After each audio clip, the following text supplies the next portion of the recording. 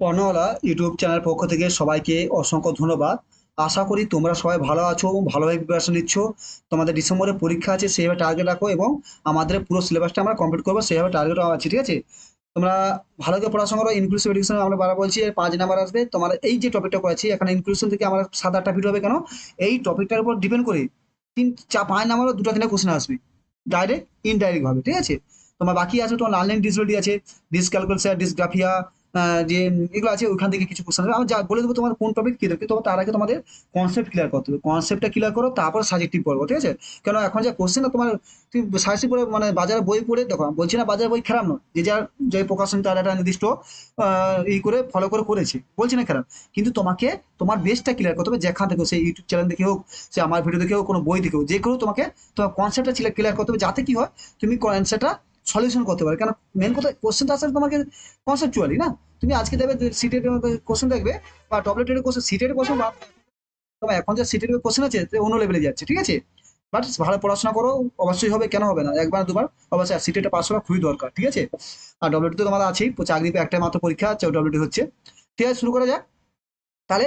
আশা করি তোমরা আগের ভিডিও দেখতেছো, যারা আগের ভিডিও দেখনি, যে 1 2 3 4 আমার 4 নম্বর ভিডিও ইনক্লুসিভ এডুকেশন থেকে, মানে অন্তর্ভুক্তিমূলক শিক্ষা থেকে 4 নম্বর ভিডিও, আগে যে 3টা ভিডিও দিয়েছি সেগুলো তোমরা দেখে নাও, তাহলে কিন্তু তোমরা এটা বুঝতে পারে কি ধাপে ধাপে জিনিসটা হচ্ছে। তা শুরু করা যায়। আজকে আমরা আসলে অন্তর্ভুক্তিমূলক শিক্ষার বাধা সমূহ বা হিন্ডারনেস অফ ইনক্লুসিভ এডুকেশন। কি বলছে? অন্তর্ভুক্তিমূলক শিক্ষার বাধা, হিন্ডারনেস, হিন্ডারনেস অফ ইনক্লুসিভ এডুকেশন।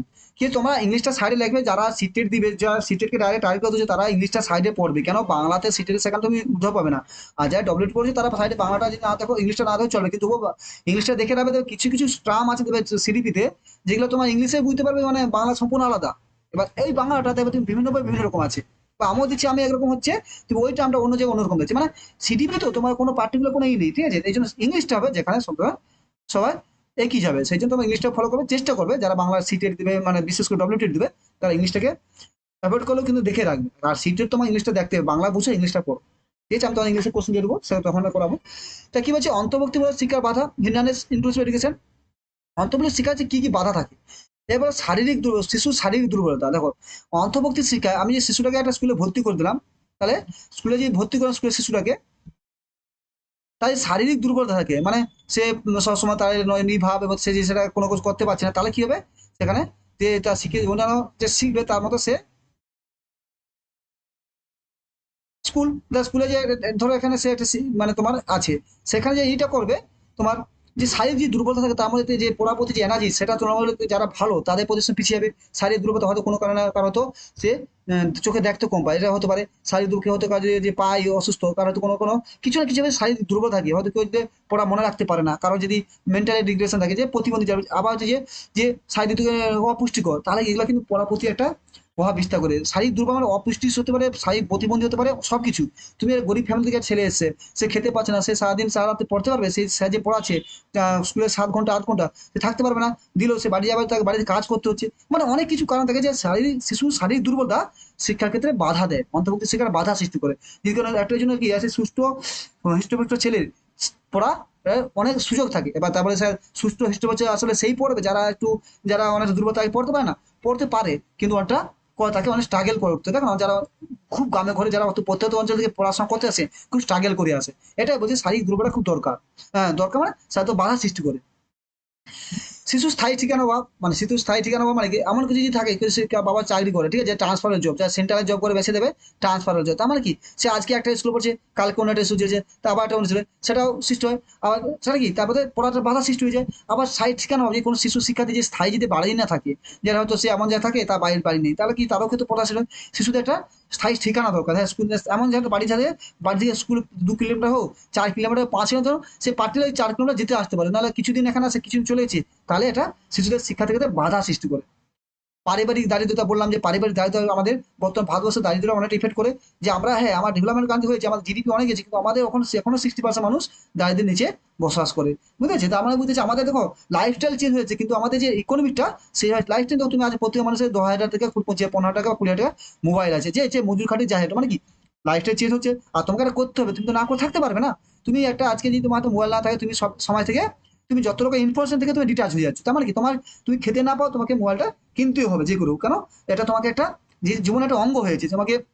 তুই যে তোমার ভিডিও দেখা, গান দেখা, গান বাজনা, খেলাধুলা এরকম নয়, তোমাকে একটা তোমার যে যোগাযোগ, সমাজে সোসাইটির মধ্যে যোগাযোগ, মানুষের সঙ্গে সম্পর্ক রাখা সবই একটা তার মাধ্যম হয়েছে। তার মানে তাহলে পারিবারিক দরিদ্র ঠিক দরিদ্র, তাহলে পড়াশোনাটা একটু বাধা সৃষ্টি হয়। বাধা সৃষ্টি মানে তাহলে যে একটা বই কিনতে পারছে না ঠিকঠাকভাবে, পড়তে টিউশন নিতে পারছে না বা গাইড করতে পারছে না, সাইকেল দিতে হয়, সরকার থেকে দিচ্ছে কেন আজকে, সাইকেল দিচ্ছে, বই দিচ্ছে, খাতা দিচ্ছে, যাতে এইটা দূর, পারিবারিক দারিদ্রতা দূর হয়ে যায়। দারিদ্র মানে তার বাড়িতে টাকা পয়সা তো নয়, টাকা পয়সা দূর নয়, তার বাড়িতে যে এই যে এডুকেশনের পারপাসে দায়িত্ব, সেগুলো যদি দূর হয়ে যায়, তাহলে কি হবে, সে অনেকটা সহজ আনন্দ পাবে। হ্যাঁ ঠিক আছে, সে বাড়িতে গেছে তো বন্ধুদের সঙ্গে টিফিন ভাগ করে সেটা ঠিক আছে, কিন্তু তার যে বই বেশি যেগুলো, যে জুতা, তার বুট, মোজা, জামা প্যান্ট, টি শার্ট, ব্যাগ, খাতা, এগুলো যেন না, এটা অভাব না বোধ করে। ঠিক আছে। পারিবারিক অশান্তি পড়াশোনাকে প্রচুর বাধা হবে, অন্তর্ভুক্ত ছেলে কখনো সম্ভব না। পারিবারিক অঞ্চল থেকে বাবা বলছে না পড়াবে, ছেলে বলছে, মা বলছে পড়াবে না, জিনিসটা কি হয়, অনেক পরিবার আছে যে বাবা মা ছেলে বাড়িতে একা, তা পারিবারিক অশান্তি হয় ছেলের মধ্যে, সে বিকাশ হবে না, হয় পারিবারিক স্কুলে পাঠাবেই না, অন্তর্ভুক্তি তো দূরের কথা, স্কুলে পাঠাবেই না, না আমার ছেলে পড়াবো না ওখানে, বাবা মা বুঝে না, বাবা মা যদি শিক্ষিত হয় তাহলে পড়াবে, আবার যে বাবা মা দেখছে অনেক সময় কি, যে সমাজে জাত পাত থাকে ওই স্কুলে পড়াবো, এগুলো অনেকটা ইফেক্ট করে, তাই পারিবারিক অশান্তি সে অন্তর্ভুক্তি শিক্ষার ক্ষেত্রে অনেকটা বাধা দেয়। সাংস্কৃতিক বৈচিত্র্য, সাংস্কৃতিক বৈচিত্র্য মানে কি, দেখো একটা অঞ্চলে স্কুল আছে, তুমি যদি বিশেষ সেই স্কুলে একটা হিন্দি ভাষা আছে, সংস্কৃতি ভাষা আছে, তামিল ভাষা আছে, বাংলা ভাষা আছে, মানে কি সাংস্কৃতিক বৈচিত্র্য।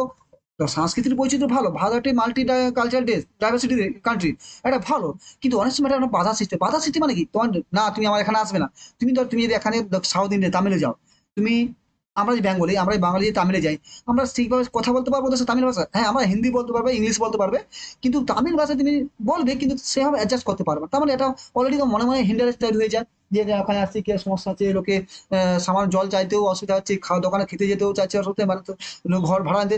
সাংস্কৃতিক বৈচিত্র্য মানে যদি একটা ক্লাসে যদি তুমি তামিলে যেয়ে তুমি এটা বাংলা পড়বে, সেখানে তোমার যে বৈচিত্র্য, তুমি এটা প্রথমটা আসতে হবে, কিন্তু আসা ঠিক হয়ে যাবে, কিন্তু এই সাংস্কৃতিক বৈচিত্র্যটা ওটা বাধা সৃষ্টি করে। কি বললাম, সাংস্কৃতিক বৈচিত্র্য আমাদের জন্য খুব গুরুত্বপূর্ণ, তোমার অনেক সময় বাধা সৃষ্টি করে, তাহলে এই বাধাটা অত ইফেক্ট করে না, কিন্তু এই যে দারিদ্র, অশান্তি, এগুলো বেশি ইফেক্ট করে। ঠিক আছে, আমাদের স্কুল তো মাল্টি কালচারাল হলেই তবেই ভালো। দেখো তুমি একটা, দেখো না মাল্টি কালচারাল ডাইভার্সিটি ক্লাসরুম পড়ো, যখন আমার লার্নিং ডিসেবিলিটি পড়বো, মানে যখন আমার প্যাডাগজি পড়বো, আমার এখন থিওরি পড়ি প্যাডাগজি, তখন হবে যে স্কুলটা মাল্টি কালচারাল, তাহলে তোমার কি করা উচিত, আর কি সুবিধা না সুবিধা, মাল্টি কালচার আমার সুবিধা, হয়তো একটা ইংলিশ জানে সে ছেলে পড়তে এলো, একটা হিন্দি জানে সে ছেলে পড়তে এলো, একটা সংস্কৃত জানে, তামিল জানে, তুমি যখন যা বাংলাদেশে যাচ্ছ, তুমি ওদের সাথে মিশে মিশে দেবে, তুমি শিখে যাবে, তুমি হিন্দি শিখে যাবে, তামিল শিখে যাবে, ফ্লুয়েন্সি আস্তে আস্তে শিখে যাবে, এই করে তো ল্যাঙ্গুয়েজ হয়, তাতে কি হচ্ছে, আমাদের ল্যাঙ্গুয়েজটা ইম্প্রুভ হচ্ছে। তাই মাল্টি কালচারটা খুব ইম্পর্টেন্ট, মানে সাংস্কৃতিক বৈচিত্র্য খুব ইম্পর্টেন্ট, তাই ভারত খুব একটা বৈচিত্র্যপূর্ণ দেশ, মানে খুব গুরুত্বপূর্ণ, এটা আমাদের গর্ব করা উচিত। হয়েছে বিভিন্ন সম্পদের মধ্যে দ্বন্দ্ব, এই যে বিভিন্ন সম্পদের মধ্যে দ্বন্দ্ব হলে স্কুলে ভর্তিটা একটু কঠিন হয়ে যায়, কেন বিভিন্ন সম্পদের মধ্যে যদি দ্বন্দ্ব থাকে, যে যে উঁচু জাতির নিচের মধ্যে, তাহলে অন্তর্ভুক্তিমূলকটা একটু সমস্যা হইতে হয়। তো মানে যে সম্প্রদায়, এরা হিন্দু সম্প্রদায় মুসলিম সম্প্রদায় দ্বন্দ্ব থাকে, যে হিন্দু ছেলেকে ওখানে পাঠাবো, মুসলিম ছেলেকে পাঠাবো না, তাহলে কি করে অন্তর্ভুক্তি, এটা অন্তর্ভুক্তি সেখানে বাধা সৃষ্টি হয়। আবার কি হয়, সম্প্রদায় এটা কি, উঁচু সম্প্রদায় নিচু সম্প্রদায়, জাতি, জাতপাত, এটা মানে হচ্ছে জাতপাত যদি ভাবা যায়, সেক্ষেত্রে তাহলে এর অন্তর্ভুক্তি হলে বাধা সৃষ্টি হয়। কিন্তু বর্তমানে দূর করে বিদ্যালয়ের দূরত্ব, অনেক সময় কি হয়, বিদ্যালয় স্কুল থেকে বিদ্যালয় 10 কিলোমিটার 15 কিলোমিটার দূরত্ব হয়, তাহলে কি এটা অনেক সময় অন্তর্ভুক্তির জন্য 1-2 দিন যাবে, 3 দিনের बाद ছেলে আর স্কুল যেতে চাইবে না, শিক্ষার্থী কেন, অনেক যেতে আসতে তার অনেকটাই সমস্যার সৃষ্টি হয়েছে, এবং এই জন্য সরকার থেকে স্কুল টুল সাইকেল টাইকেল ব্যবস্থা করেছে, কেন সেটা শিক্ষার্থীরা সাইকেল করে নতুন স্কুলে আসতে পারে। ঠিক আছে, স্কুলের ব্যবস্থা, সাইকেলের ব্যবস্থা করতে হবে, যাতে সাইকেল আসতে পারে। তা বিদ্যালয়ে অনুপযুক্ত অনুপযুক্ত অনুন্নত পরিবেশ, তা বিদ্যালয়ে যদি পরিবেশটা, বিদ্যালয়ে যদি পরিবেশ ঠিকঠাক না হয়, তাহলে কি বিদ্যার্থীদের তারা পড়ার প্রতি মনোযোগ থাকবে না, এবং সেটা পড়তেও ইচ্ছা করবে। তাই বিদ্যালয়ের পরিবেশটা ঠিক রাখতে হবে, যাতে সবাই একসাথে পড়াশোনা করে, শুধু পড়াশোনার পাশাপাশি নয়, শুধু পড়াশোনার কো কারিকুলাম অ্যাক্টিভ রাখতে হবে, যাতে পড়া করে তাদের পড়াটা অ্যাকচুয়ালি বর্তমানে এই যে এনপি এনইপি যেটা নিয়ে আসে, এনইপি নিয়ে আসে আমাদের বর্তমানে, যে